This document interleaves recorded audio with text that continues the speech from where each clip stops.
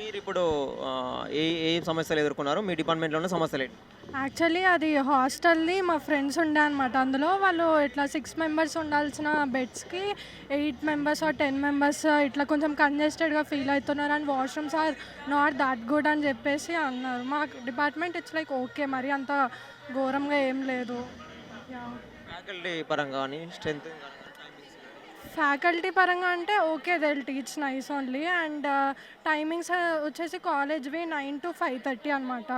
And depends on labs and workshops ఒక్కొక్కరికి ఒక్కొక్క time అనమాట. యాక్చువల్‌గా మీరు క్యాంపస్‌లో తిరుగుతా ఉంటారు కదా! మీరు అబ్జర్వ్ చేసిన ప్రాబ్లమ్స్ గురించి చెప్పండి. వేరే వాళ్ళ స్టూడెంట్స్ మీతో షేర్ చేసుకున్న ప్రాబ్లమ్స్ కూడా కావచ్చు.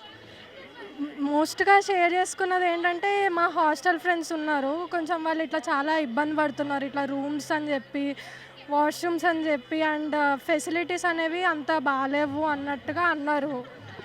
క్లాసెస్ దగ్గర ప్లస్ హాస్టల్‌లో కూడానా? క్లాసెస్ మా మా వరకైతే ఓకే. అంత ఘోరం ఏం లేదు. ఫైన్. యాహ్! అంతే. సీఎం గారు డైరెక్ట్ రావడము మీకెట్లా అనిపిస్తుంది? మీరేం చెప్తారు? సీఎం గారు డైరెక్ట్ రావడం మాకు చాలా ఆనందంగా ఉంది. తెలుగు ప్రాబ్లమ్. ఆనందంగా ఉంది and we are pleasure to meet him. So, ఈ ప్రాజెక్ట్స్ పెట్టారు కదా! అది డెవలప్‌మెంట్ చేయడానికి. చూసారా? ఎట్లా అనిపించింది? మీ ఒపీనియన్ ఏంది? నేను సగమే ఇట్లా వస్తుంటే చూసాను. It's fine.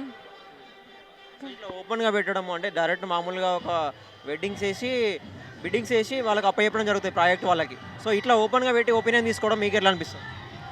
మంచిగానే ఉంది.